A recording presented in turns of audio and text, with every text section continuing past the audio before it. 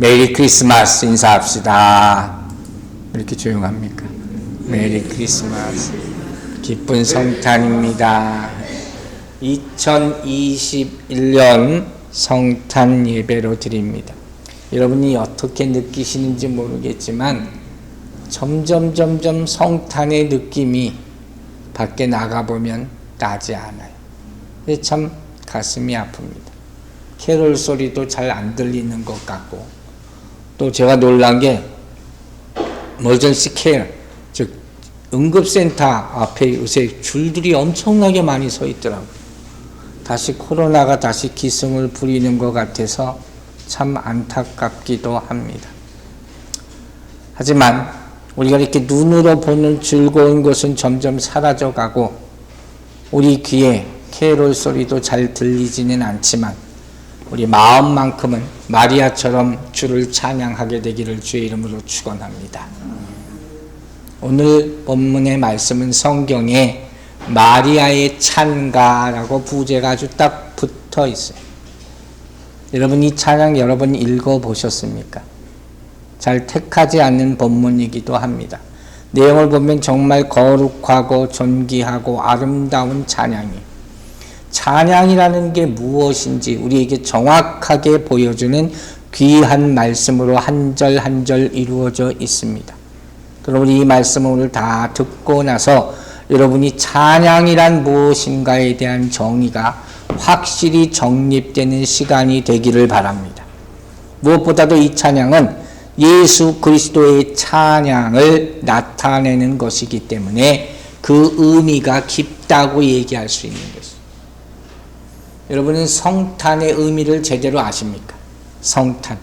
우리가 인사로 메리 크리스마스 말을 하지만 성탄이 어떤 날이냐 하는 거예요. 쉽게 설명하면 예수님이 이 땅에 오신 날. God came to us. 예수님이 이 땅에 오신 날. 그날이 바로 성탄절입니다. 즉, 이건 다시 그냥 애가 하나 태어났다 하는 의미가 아니에요. 그 전에 오심의 의미가 있어요.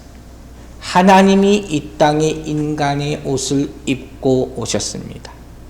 말씀이 육신이 되었다. The word became flesh라고 했어요. 하나님이 인간의 몸을 입고 이 땅에 오신 것을 뭐라고 합니까?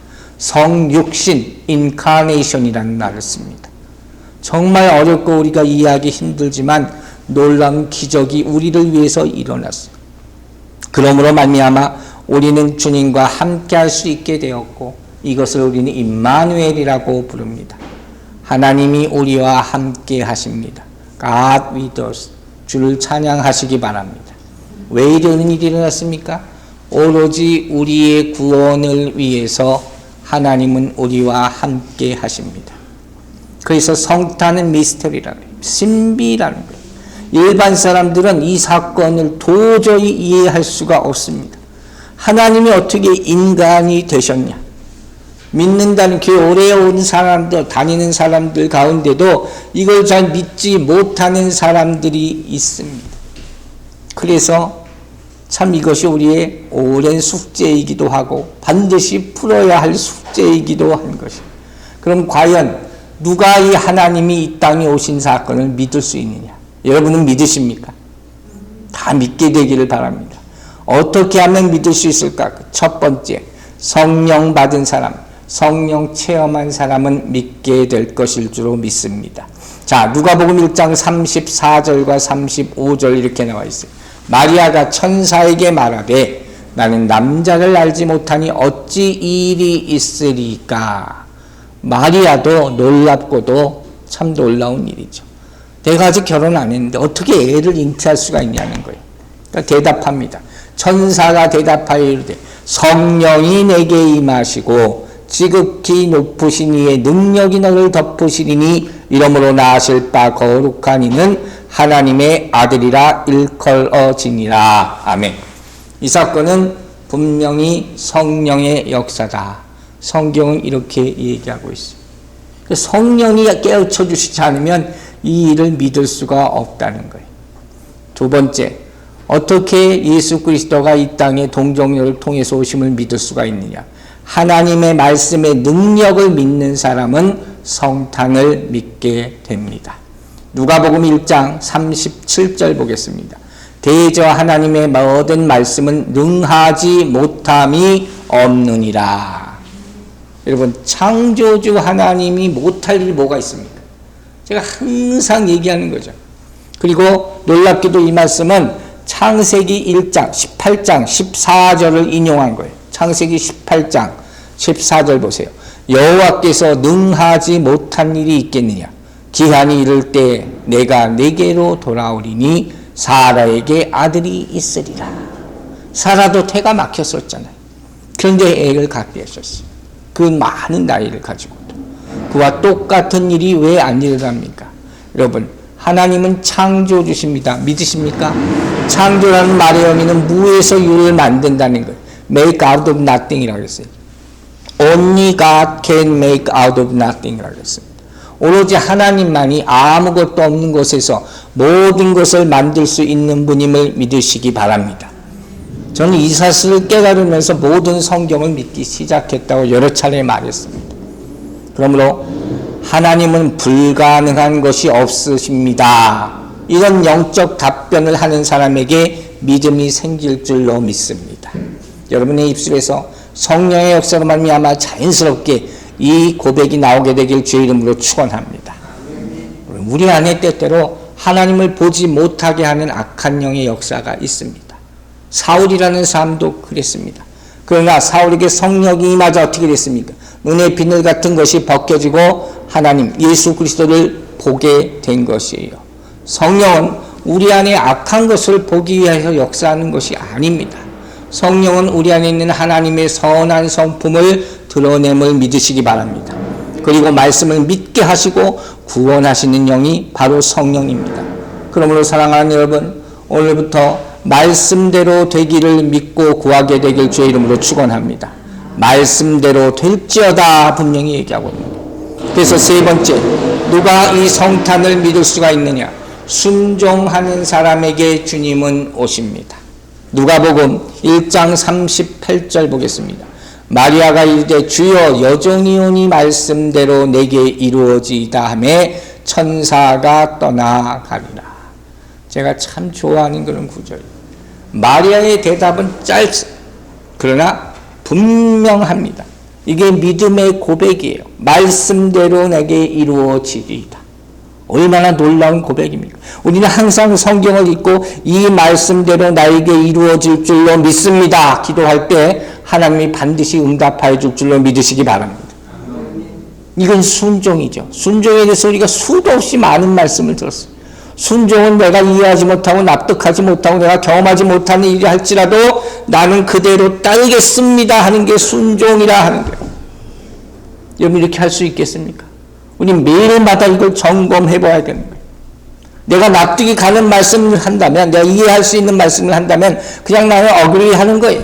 하지만 도저히 나는 이건 이해가 안 됩니다. 그러나 왜요? 하나님이 이렇다고 말씀하셨기 때문에 나는 믿습니다. 이게 순종이에요.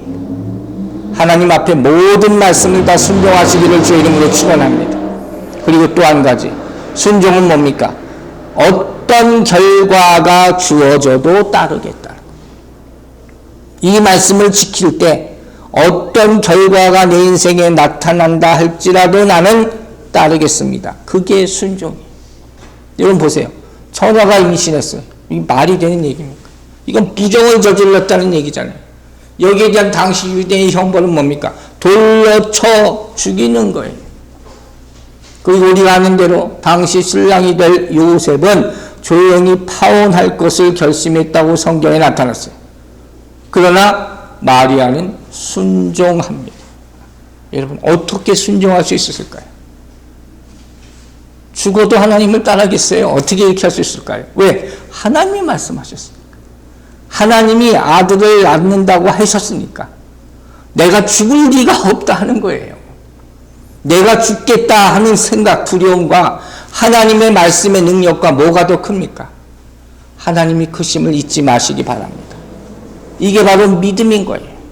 아브라함이 이삭을 모리아산 정상에 바치면서 그때 얻었던 믿음, 그와 거의 동일한 믿음이에요.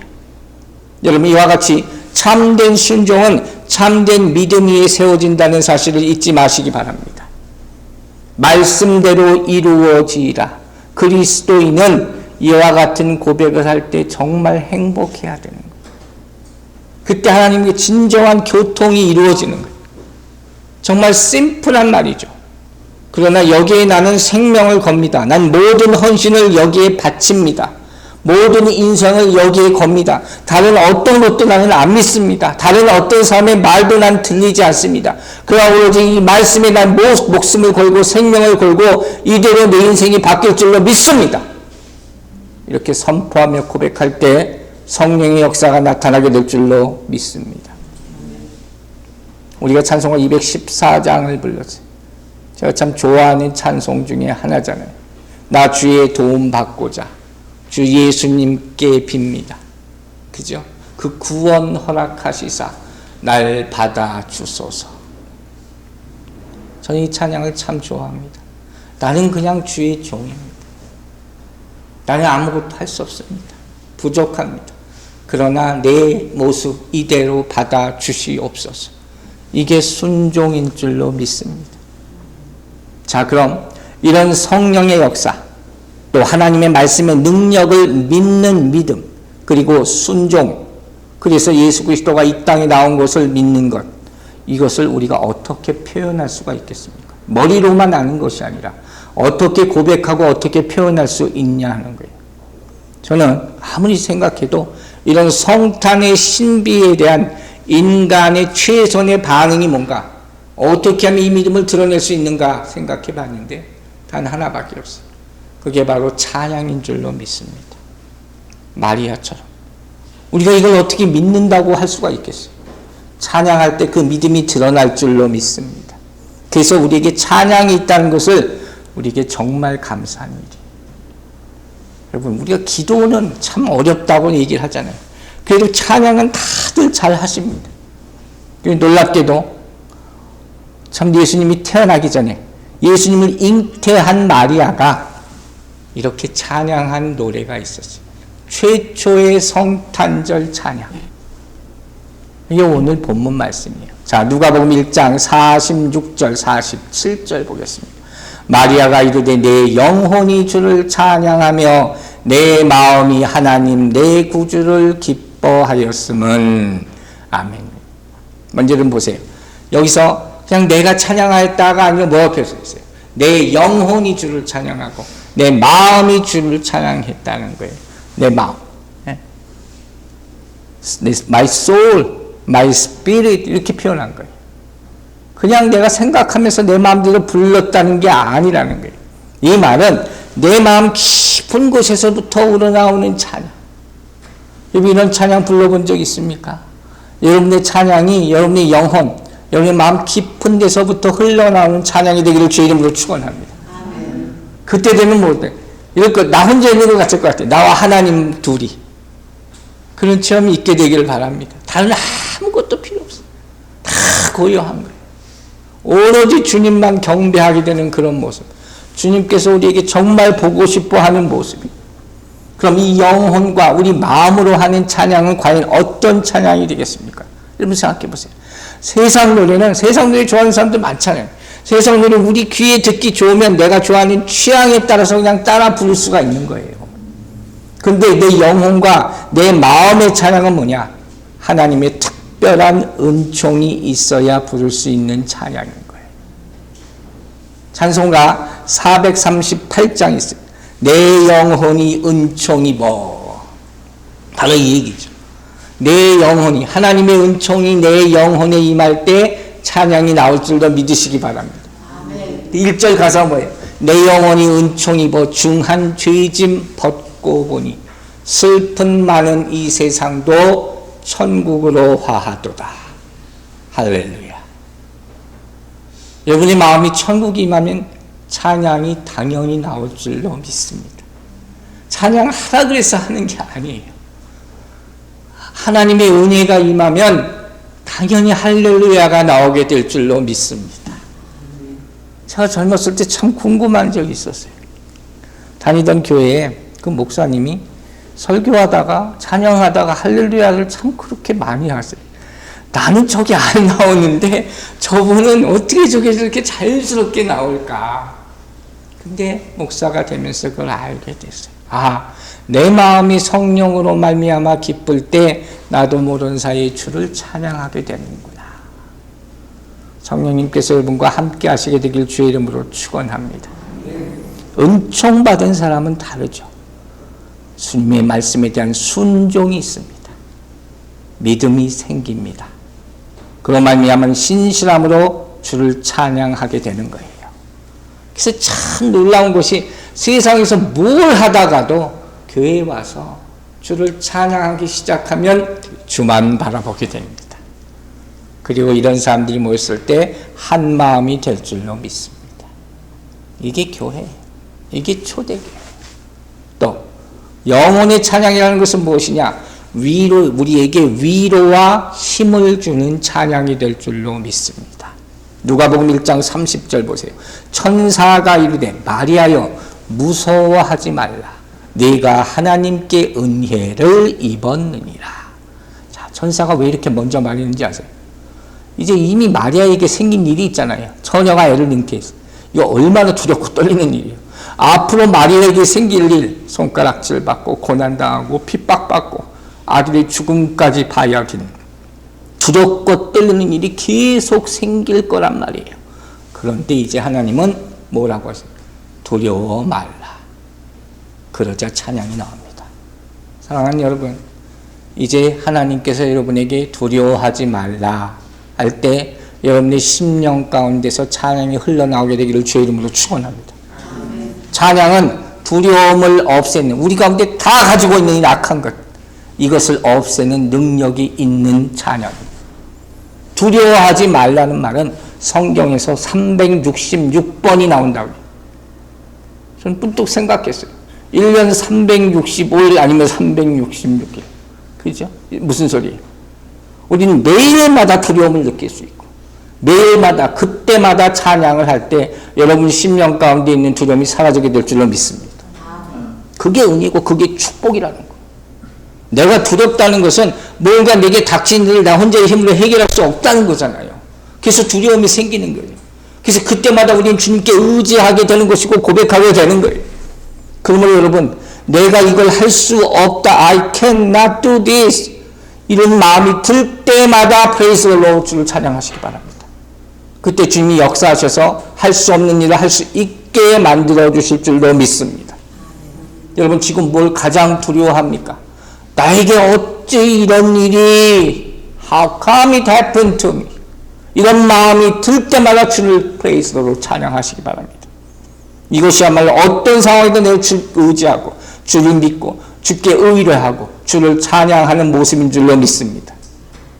여러분, 하나님이 우리에게 나타나시면 누구에게 나타나시든 우리에겐 경외감이라는 게 생겨요. 이게 하나님을 향한 두려움이라는 거예요. 이걸 못 느끼는 것은 오히려 그게 더 이상한 거예요. 그런데 여러분, 하나님이 나타나셔서 여러분에게 기적을 보여주실 때 그로 말미암아 하나님을 또 찬양할 수 있다는 것이죠. 그런 기적을 체험하게 되기를 바랍니다. 기적을 볼 때마다 여러분 경외감을 느끼고 믿을 때 감사하고 주도 그로 말미암아 찬양하게 되는 모습을 매일마다 나타나게 되기를 주의 이름으로 축원합니다. 본문과 같이 보세요. 하나님의 계획이 계시를 통해서 나타나죠.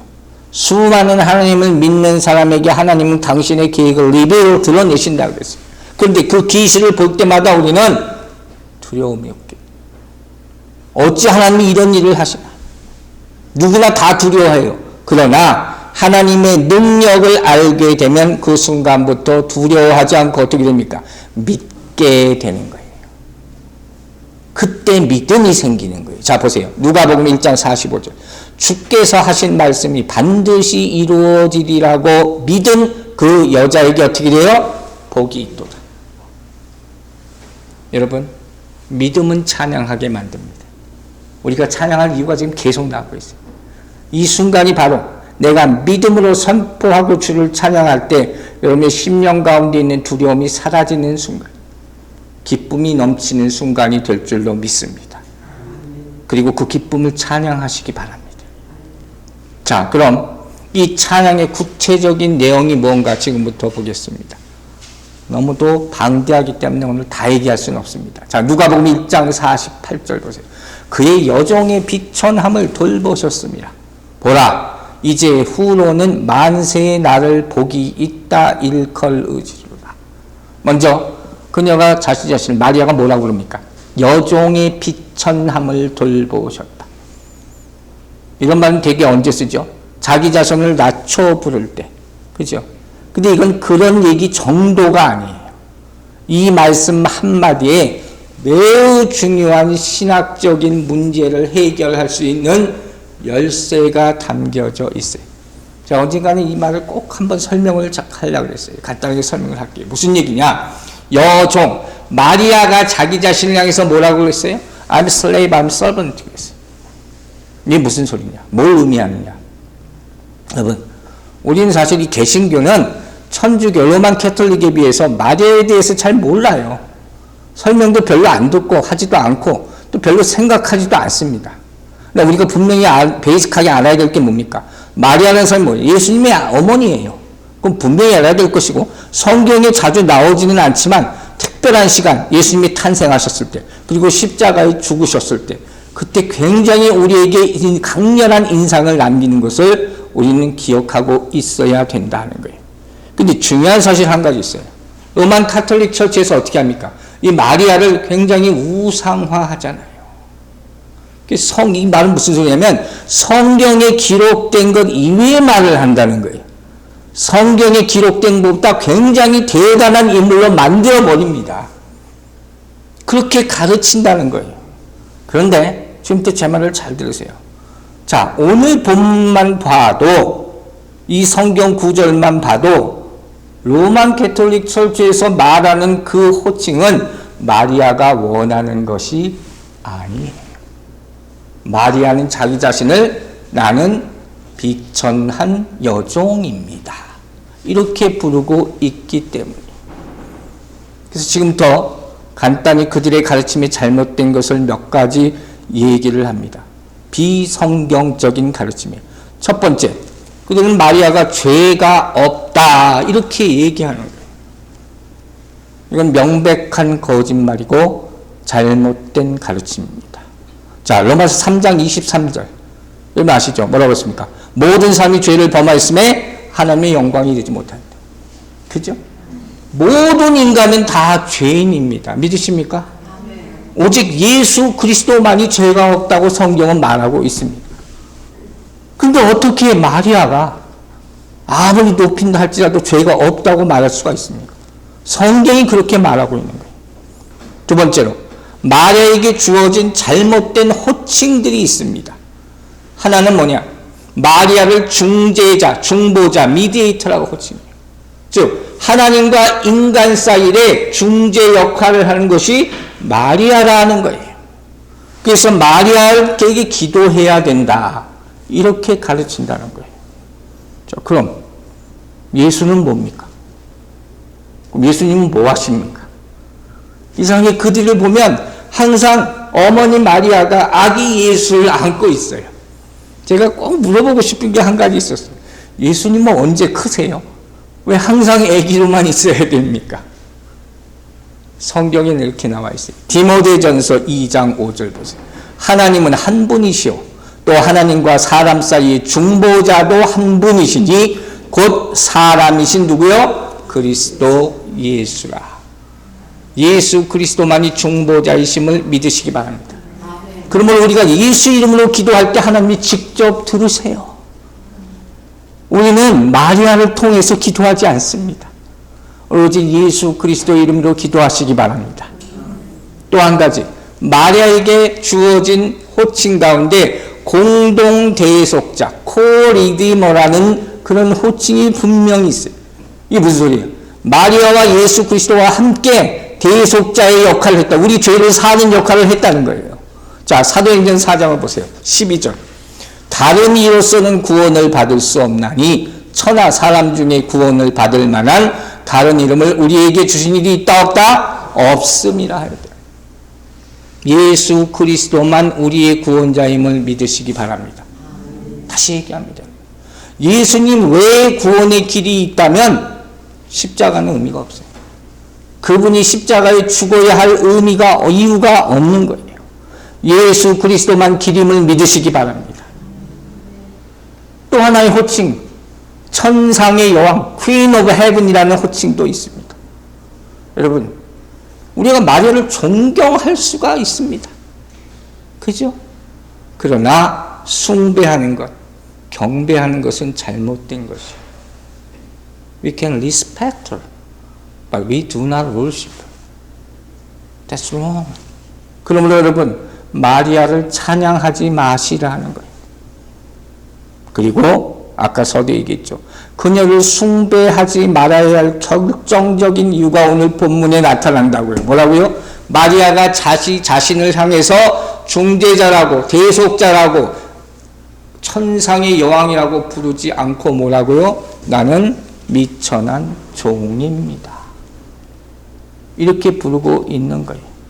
즉, 이 찬양을 통해서 마리아는 가장 먼저 전능하신 하나님 앞에서 내 존재가 어떻다는 것을 분명히 밝히고 있는 것입니다. 우리의 찬양 가운데 반드시 들어가야 할 내용이 이것인 줄로 믿습니다. 하나님의 거룩함 앞에 내가 섰을 때 우리는 무릎 꿇게 됩니다. 그리고 그때 내 존재가 무언지를 알게 되고 그로 말미암아 무릎을 꿇고 하나님 앞에 손을 올립니다. 그러면서 어떻게 고백하시겠습니까? 나는 죄인입니다. 나는 주의 종입니다. 그로 말미암아 주를 경배하오니 성령이여 나를 도와주시옵소서. 이런 기도가 자연스럽게 나오게 되기를 주의 이름으로 축원합니다. 그러나 마리아를 찬양하는 사람도 있죠. 종은 servant, slave예요. 주의 종, 주의 종, 목사에게만 해당되는 호칭이 아니에요. 예수 그리스도를 믿는 모든 사람들은 당신을 하나님의 종이라고 부를 수 있는 것이에요. 누가복음 17장 이런 말씀도 나와요. 17장 10절 이와 같이 너희도 명령받은 것을 다 행한 후에 이르기를 우리는 무익한 종이라. 우리가 하여야 할 일은 한 것뿐이니라 할지니라. 종의 운명이에요. 종의 사명. 하나님의 일을 다 하고 나서도 할 말은 나는 무익한 종입니다. 오로지 주님이 능력에 따라서 주님이 주신 것 가지고 일했을 뿐이라는. 종이라는 이름의 내용이 의미가 뭡니까? 종이 무슨 의미를 가지고 있는지를 알아야 돼요. 우리의 몸은, 내 몸은 내 것이 아니라는 거예요.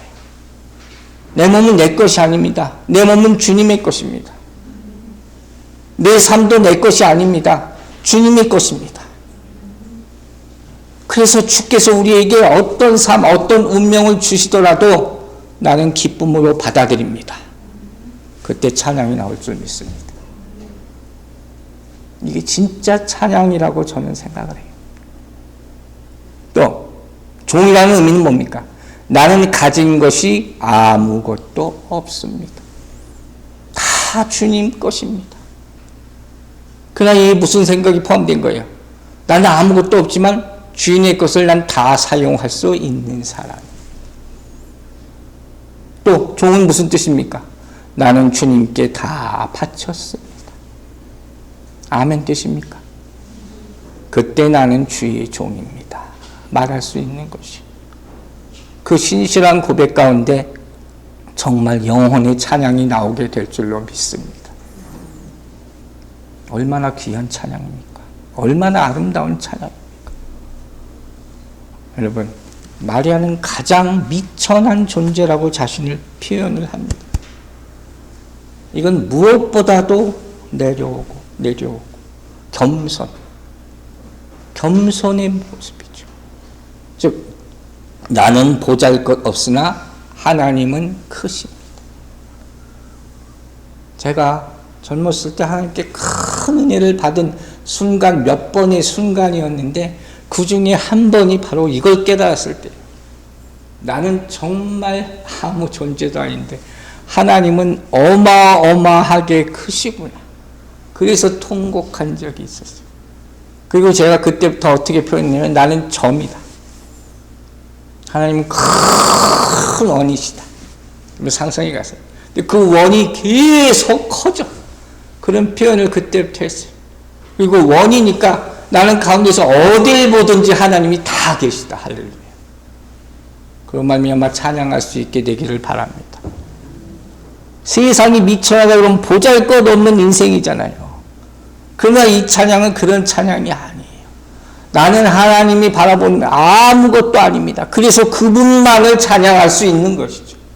우리의 찬양의 모든 가사는 하나님께 영광 돌리는 찬양이 되어야 된다는 거예요. 그 순간 하늘문이 열릴 줄로 믿습니다. 그래서 이렇게 말해요. 겸손은 하나님의 은혜를 입는 길을 열어준다. Humility opens the door to God's grace, God's favor. 여러분이 겸손하면 하늘문이 열릴 줄로 믿습니다. 은혜가 내려오는 거예요. 그래서 우리 찬양 가운데 있는 게 있잖아요. 겸손하게 우리 무릎 꿇고 하는 주께 영광 돌리세. 여러분의 몸과 마음이 다 이렇게 찬양하게 되기를 바랍니다. 그때 주님께서 여러분을 고쳐주실 줄로 믿습니다. 여러분의 죄를 용서해 주실 줄로 믿습니다. 여러분을 살려주실 줄로 믿습니다. 회복해 주실 줄로 믿습니다. 좋은 길로 인도하여 주실 줄로 믿습니다. 새 힘 주실 줄로 믿습니다. 그리고 여러분을 사용하실 줄로 믿으시기 바랍니다. 찬양은 축복이에요. 그러니 하나님을 찬양하시기 바랍니다. 또 한 가지, 이 비천한 상황 가운데서도, 이 두려운 상황 가운데서도 확신을 가지고 하나님을 찬양할 수 있는 분명한 이유가 또 더해집니다. 그게 뭐냐? 하나님이 말씀을 주셨기 때문에. 하나님이 마리아에게 이미 이렇게 말씀하셨어요. 누가복음 1장 28절 봅니다.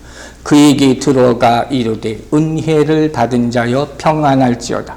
주께서 너와 함께 하시도다 하니. 아멘. 그녀를 뭐라고 표현합니까? 은혜를 받은 자요. 하나님은 절대로 미천한 자라고 표현하지 않습니다. 여러분은 하나님의 은혜 받은 자임을 믿으시기 바랍니다. 세상에서 보면 아무것도 아닐 수가 있습니다. 그러나 욥기 5장 11절에 이렇게 말씀하셨어요.